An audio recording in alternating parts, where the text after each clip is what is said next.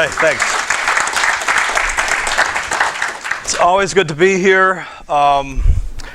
You're some of the best people in the world, some amazingly creative people.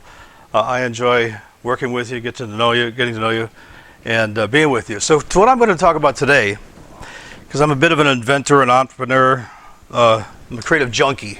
That's really the truth. I'm going to talk about video and internet marketing. I do a lot of video, I've done a lot of marketing, and do a lot of entrepreneurial things.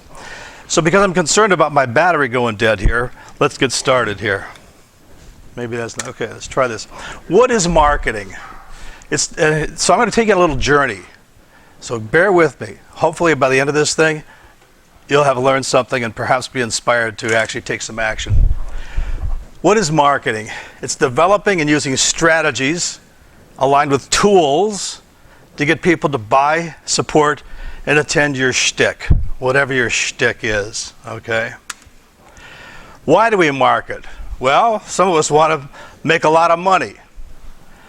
Some of us want to sell something that we've made. Some people want you to attend something they're putting on. Some people want you to support some sort of great effort. Some people, like many people here, are looking for some money to help get an idea funded.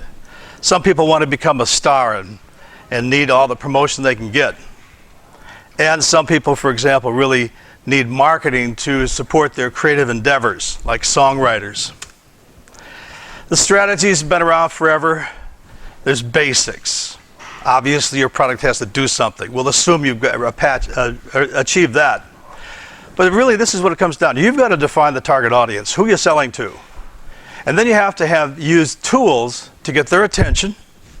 And then you have to get them to act, to buy, to support, to invest. Now you're in business, and you're actually making something happen. What are the tools? Well, a long time ago, it used to be newspapers. And newspapers had a little bit of a kind of very regionalized, almost cities and little towns. And that's how you marketed. You put an ad in the newspaper. Magazines came along. They had much more of a national marketing strategy. They had color. They were flashier. And they could kind of target different subjects. Then radio came along. And now radio could reach across the nation and begin to provide programming and advertising on radio was the first way that you could really start to get your messaging across in form. Then, of course, came the direct marketing, and the direct mailing. That was a way to really target your people, find out who they were, and just hit them every week with those ads. We all get them even to this day. Whoop. Uh-oh. But in the last 65 years, it's interesting, because, in fact, TV has been around for about 65 years. And TV brought to this whole marketing campaign the capacity to add video. They were called ads, right? But in fact, we could call it video. Then, of course, we got the internet. And suddenly, marketing, you could bring your messaging all around the planet and almost free, okay? And as well, you could start, particularly now with social media, to start to really target your audience and find the people who want your product and bring them in and collect them and market to them, to inform them. And what's really amazing right now is crowdfunding. And we're going to talk about crowdfunding. If you can imagine this, what you're selling is yourself, and people give you money for that.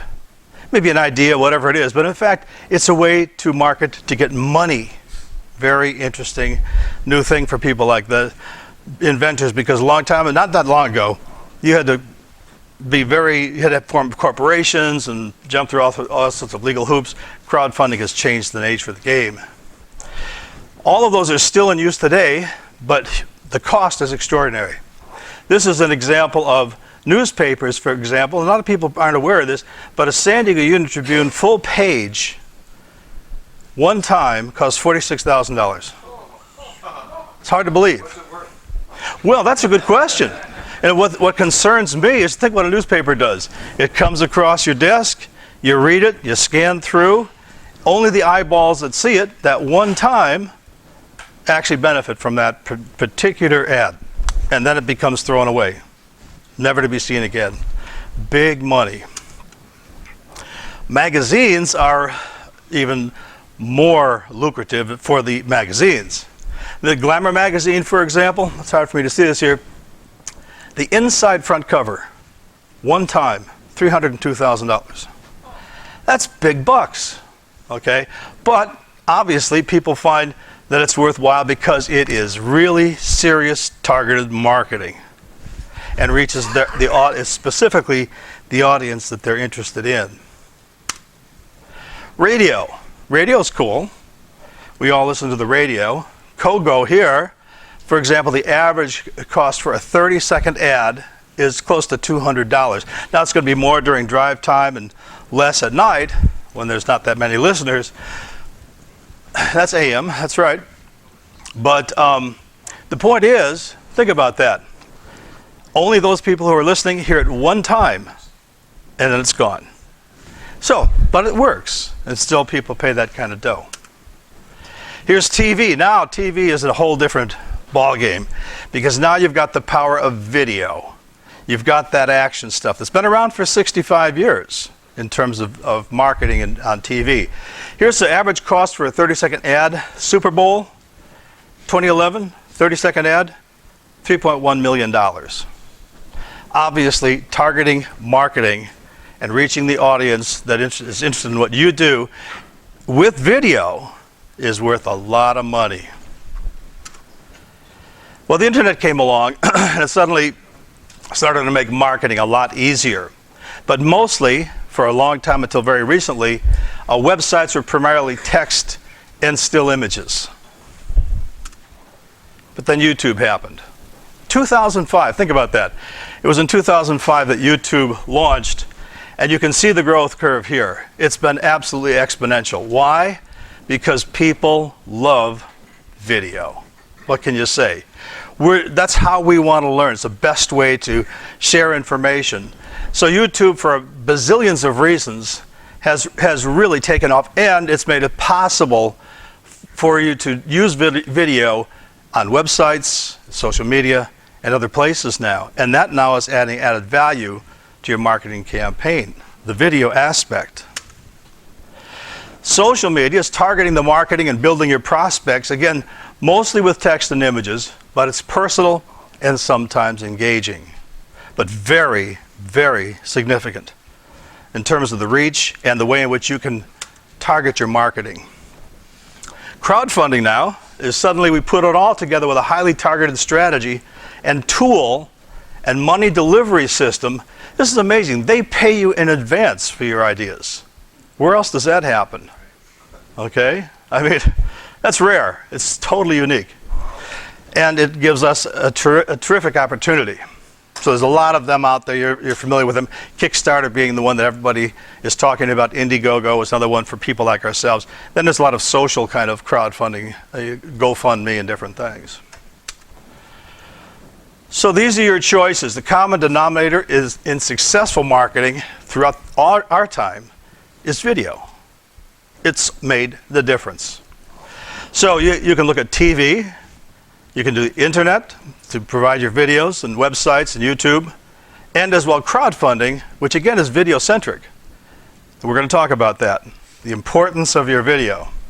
So when you think about video and internet marketing, you need, and I'm talking to you now, to assess your best options. And it was interesting to see how many people are thinking about doing a Kickstarter or videos. We'll get to that. Here's the magic mix. You have to have a website these days. You really need, if you're thinking about marketing, really marketing your products, you really need to involve and build into your marketing strategy some sort of social media, and as well use video.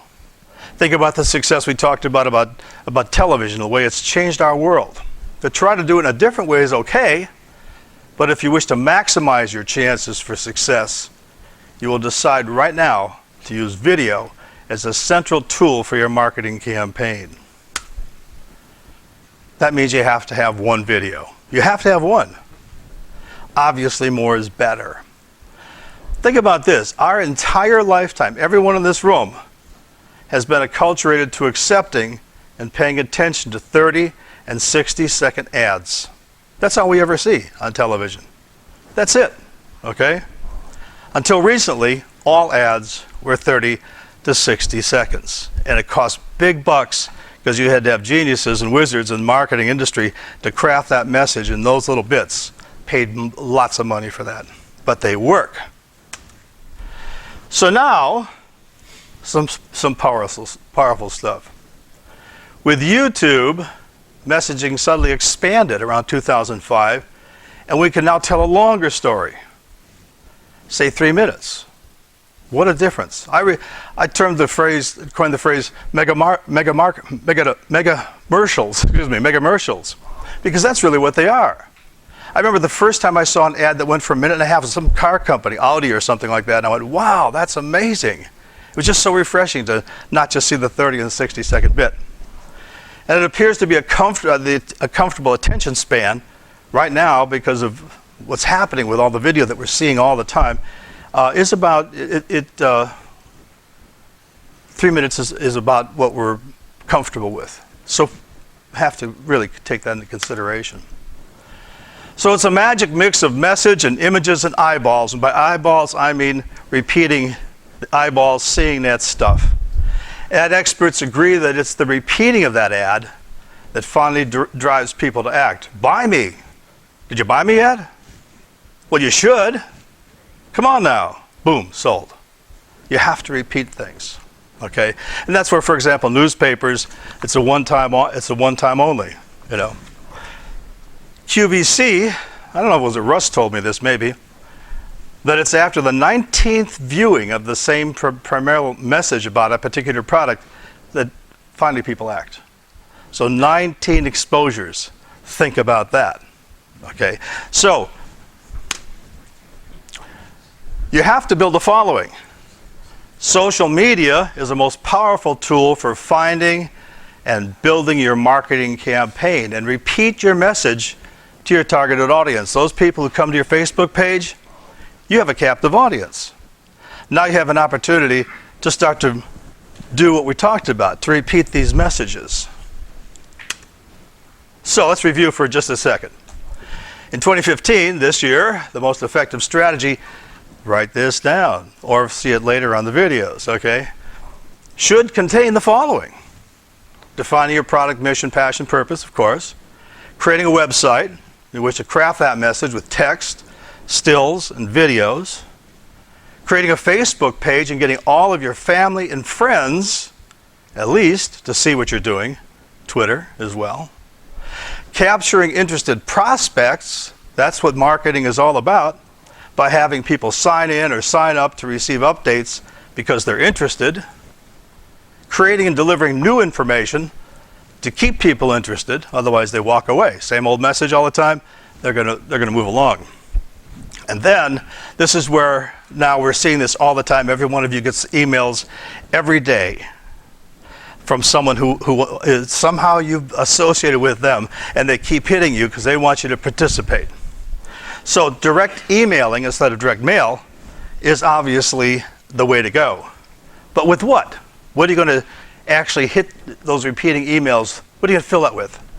With a drip campaign using videos in your emails. 1 to 3 minute pieces that lead to action. That's a whole new opportunity. If you, instead of getting just an email with the stuff that's there, you know, and you have to read through it, and typically you kind of go, okay, got it. But if you go to that email and suddenly there's a video there, and it's something new, and it's live, and it's something you're interested in, how many of you think you might pay more attention to that? Bingo. So, you're an inventor. All that's been laid out before is what you need to do as an inventor who's ready to let the world know about your invention or your product. And this is the most important thing. Begin now. To put those pieces in place, even if it's not posted, because it's the foundation of your marketing campaign. You have to start. Begin now. Every one of you. Get a sketchbook, put down your ideas. Many of you are doing that anyway as inventors. But in terms of marketing, you got to start mapping out that marketing strategy. So draw some diagrams of how these pieces fit together. The videos, the website, the Facebook, your campaigns, how you capture people, what you're going to need, and the messaging. Come up with a timeline And eventually you'll have your strategy. And I'm repeating this because that's the selling point. Begin now, begin now, begin now. Okay, you get it. But you're going to need some tools. Marketing, I said it was strategy, and then as well it's tools. This is really simple. All of you can do this. Do it. Begin with still images, because you must have good stills, even for video. Take lots of photos. They're free and can be easily morphed into your best images. Take lots and lots of photos. Just start snapping photos of your product, of your process, and pretty soon you're going to find a photo that you go, wow, that's really good. I like that. That's telling my story. So just start taking photos. Don't have to be professional, but with Photoshop you can professionalize almost everything. Be sure to let people see who you are. And this is leading up now to the crowdfunding thing. This is extremely important. Take photos that show interest. Your laboratory, your office, your studio, your partners, your dog, your location, whatever it is. Just start getting those shots because you're going to use them in your marketing, particularly in your video. Then brainstorm to come up with a business or product name and then translate that into your URL. Here's some ones that I think are just funny, actually. But this is like brainstorming, like Austin Found, Lord of the Wings, Merchant of Tennis. I mean, just these are ideas, creative ideas. Just open up. You need some sort of name and URL. You must have a compelling URL. Can't be too long. Keep it short and easy to remember. Being too clever can cause a percentage of people to get it wrong. Here's a bunch of really fun, over here, websites, but you get lost in there. At this point in my life, I'd get them all fumbling around in my head. I couldn't remember them. Also, a lot of people are coming up with a great name. They go, oh, geez, somebody already has the .com. Well, hold on to the .com. Because what's coming is every conceivable extension in the world, okay? And what will happen is if you go with one of those the different URL endings, okay? Like you have a vanish or expert or .band or whatever it is, that's great until people don't remember. So, boy, if you can, get the .com, because that's what everybody thinks of doing first, okay? Really important, because a lot of people buy into one of these elegant little special URLs, and they're cutting out 40-50% of the follow-through, because people just don't remember which one it is. You might be driving, actually, people to the competition, because they got the .com. So you're going to have a website. Real simple. How many of you have websites? Okay, well, there you go. Well, then you understand this. People, you want to know who you are on your homepage, who you are, your products, your mission, and your contact. But now, if you haven't done this already, and you probably have, then start designing the pages, each one of those, who you are, your products, your mission, and contact information. You'll find that as you do this, you'll begin to sense the points of your business, okay? And then here's a really important one, a little dangerous at times, but find a fair-minded friend who you can share ideas with, someone who will provide useful, positive feedback. I'm not talking about someone who's going to go, oh, that's great. That's great. You know, family and friends who, they don't want to hurt your feelings or whatever, but someone who's intelligent and is going to be fair with you, but not negative. Stay away from the negative people, because they can kill you. Now, there's honest critique, but you really don't. How many people run into the people who just kill every idea you ever come up with? Yeah, everybody here, I'm sure, you know. I can't be around those folks. They bring me down. So we're making some progress. As you do this, you're naturally developing the content for your video. We're talking about videos here. So you have images, you've got your messaging, which leads to a script, you've got a call to action, to order or for more information, contact us. Those are the elements of your campaign and of your video. Then make your video. 2 to 4 minutes, 8 minutes max. If it's compelling, I've done some 8-minute videos that I'm very proud of and very effective, because people go, wow, was that 8 minutes? Because it's interesting, and that can work. But most people are going to drop off at about 3. How many of you sense that that's about your limit? Yeah. So here's the way you want to go about that. As you start to think now about creating a video, write a draft of your entire script. Just write it. Just write the script. What do you want it to say? What's the message there? Okay? Include titles and bullet points. That's very important because you're going to be utilizing those things in your video. When you're watching a video, there'll be titles flashing up, right? You'll be talking about something and making a series of points, and the bullet points can pop up in your video. So make sure that in your writing your script, you include the titles and the bullet points. Then you also have to highlight the voiceovers. Who is actually talking? What words are you going to hear? That's the voiceover, someone talking. So in your script, make sure that you're highlighting the actual words that are being spoken. Okay? And then identify your talking heads to help tell that story. And if possible, it could include testimonials to strengthen your pitch and add credibility. So decide, God, who are my friends that might be good for this? Who are my clients that are satisfied? Start writing those people in. And all you need, particularly for testimonials, it can be a simple sentence. I worked for these people, they were great. Think about that. How often have you heard something like that in a video? Start understanding you have to have, it's good to have the talking heads. And then, as your video, shoot B-roll. The videos that help tell the story without needing dialogue, such as the street scenes, the interiors, the product, the process. Just get your video camera out, or have your videographer say, just go out and shoot. Shoot stuff that you think might start to work. From that, if you're talking about a 3-minute video, you may find 4 seconds that nails some element. That's all you may need. Some really good scene of traffic or someone doing something that is compelling. And you start stringing those really powerful points, the message, the stills, the titling, etc., together, and you start to have a very effective video. Once you have your script, just get out a little tape recorder, read your script into a recorder, and listen to it, and listen to it, and listen to it, and make changes in your script until it sounds right. And you'll find a flow. If you do this finally, you go, wow, this is working. This is starting to cook. That feels good. And you're also able to say, define your time, right? You sit there and you go, wow, this we had 5 minutes. That's too long. I gotta hone this in. So just use a little tape recorder and practice and practice. In other words, hear it, write your script, record it again until you go, wow, that's good. Run it by some of your friends, see if they like it. Then you do a storyboard. Storyboard is just images that kind of help you visualize, because it's a visual medium. So to whatever degree you can, start to visualize. If you have a title, have a little box with the title, your logo, whatever it may be.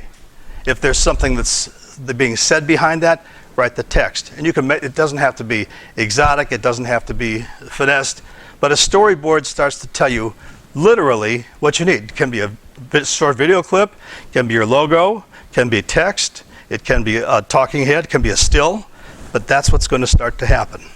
And it helps you define, what do I actually need to create this video?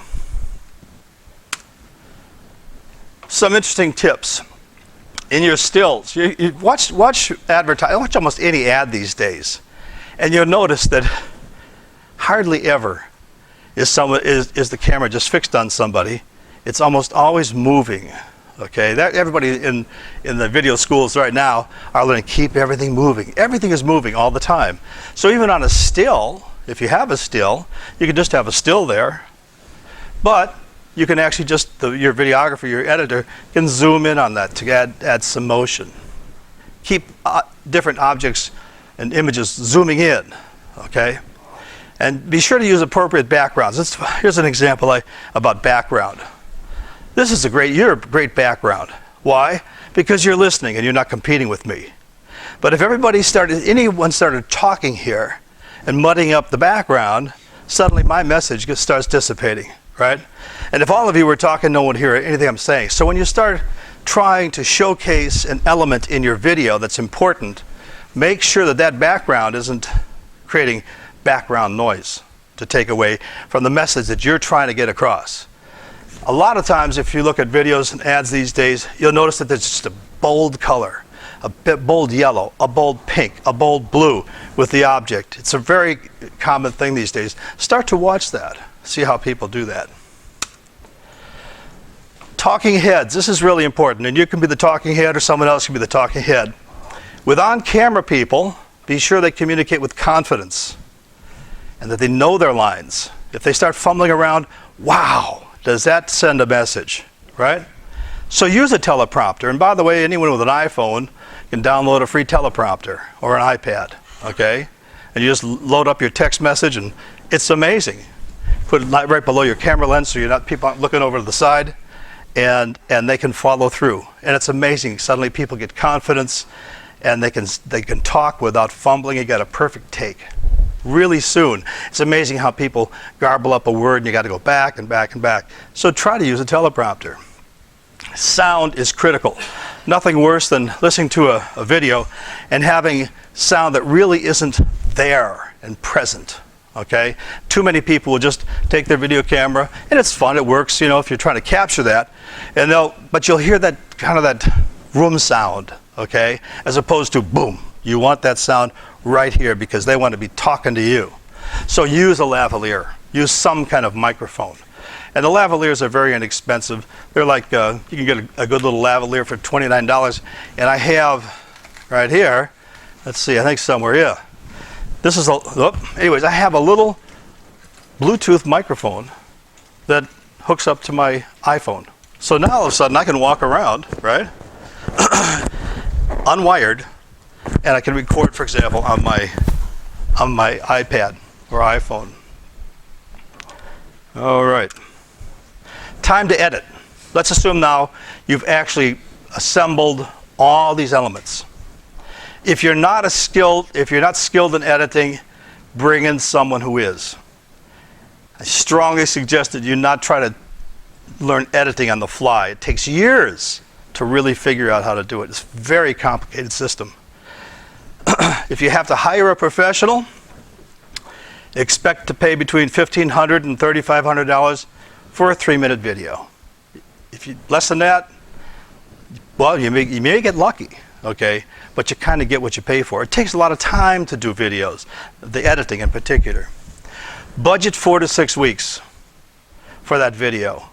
If you start trying to do it all instantaneously, particularly if you're kind of new to this business, wow, you would not believe what kind of problems you can run into. Plus, it drives everybody crazy.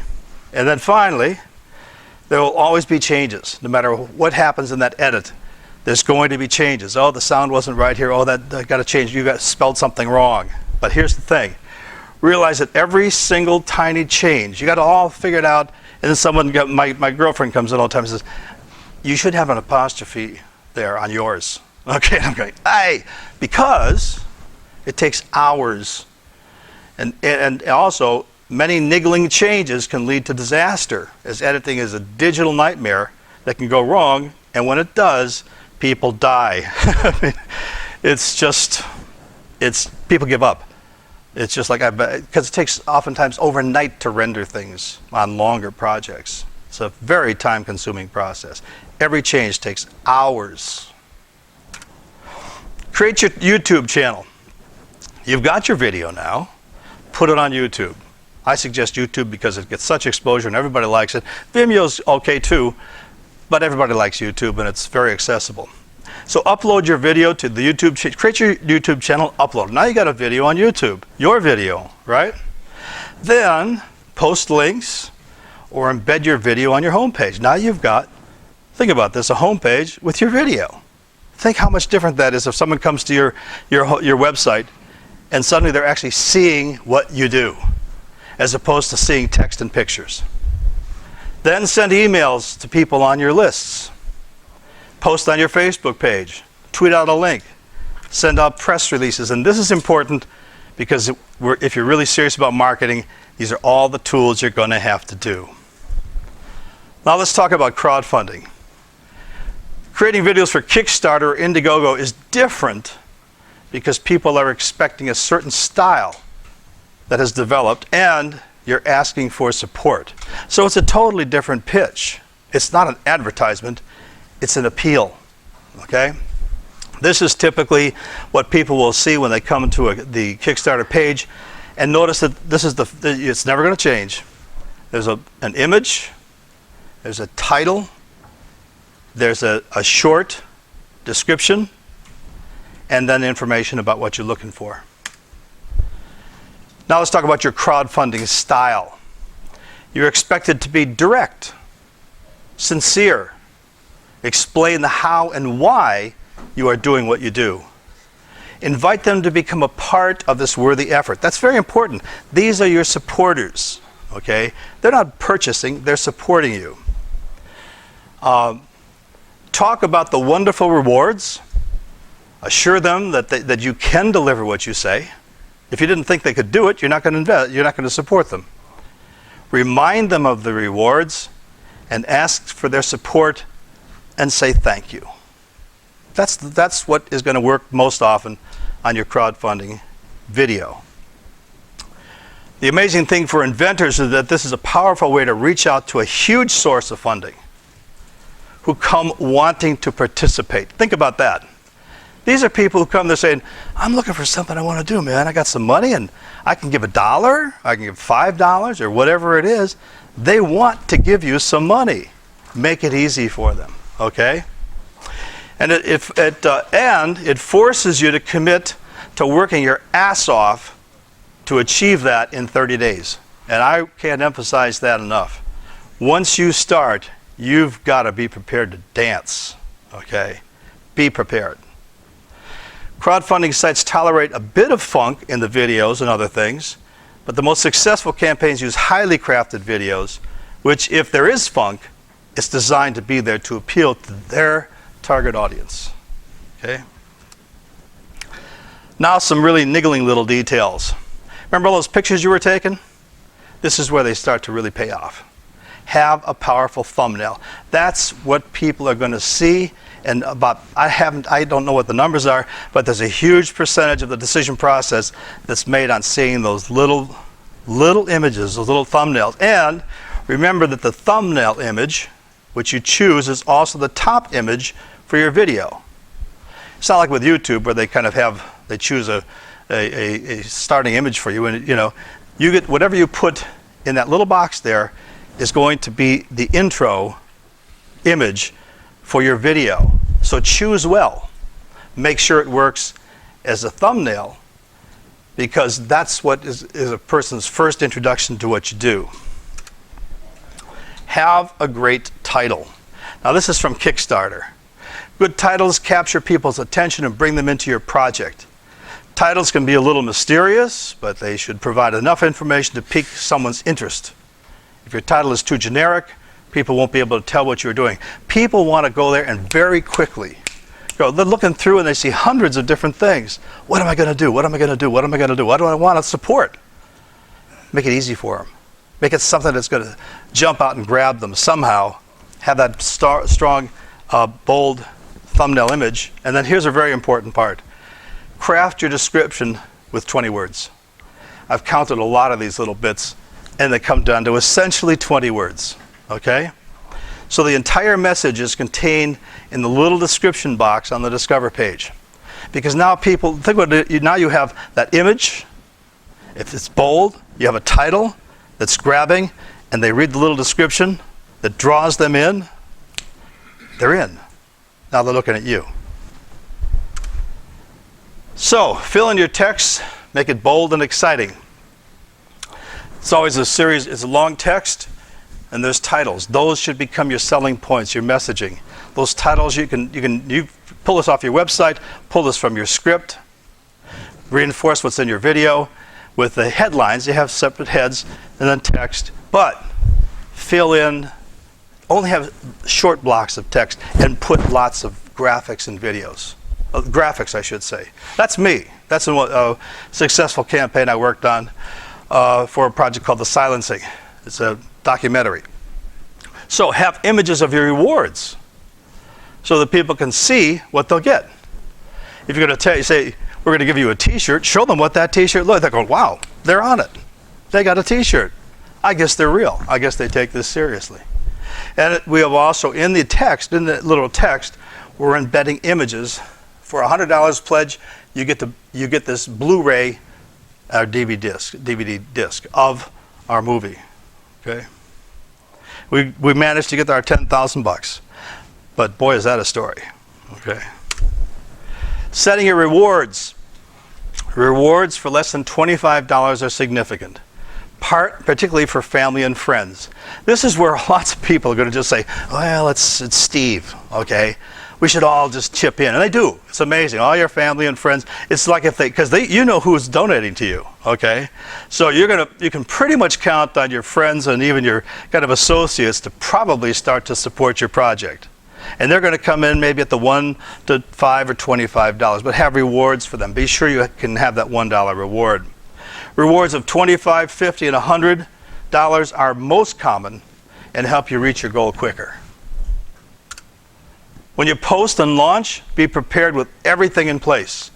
You need your website, and by the way, you've been announcing your Kickstarter campaign well in advance. Don't get your Kickstarter campaign and then build your website. Start months in advance. I can't emphasize that enough. Therefore, you can start to client capture features on your website. You can start find out who are the people who are interested in what you're actually going to do on Kickstarter. You got to do this. Facebook and Twitter accounts where you have been announcing your upcoming Kickstarter campaign. And then, drip, drip, drip, drip, drip, drip, drip. Begin to update, update, update. That's really important. Kickstarter has built in these easy ways to update. If you want to send out an email blast to everybody who's contributed, you can do that very easily, right? If you can include video updates, you're really improving your prospects. I'm trying to make the point that video works. So if you can start to drip these video updates into your email campaign, you're way ahead of the curve. And that can be 1 minute, and they can just like, hey, look what we just did with your support halfway through your campaign. We're almost there. Thanks so much. That's all you have to say. You know, it's easy. Russ Jasson and I, realizing the importance of that, I love what Russ does. We're partnering to actually create that campaign model and tool. Drip campaigns with embedded emails, with videos embedded in emails. It's really going to take off. So that's us, custom content videos. Remember QVC, the 19 exposures? Keep that in mind. You have to keep coming back to your people. Statistics, 40% of campaigns reach their goals. That means 60% fail.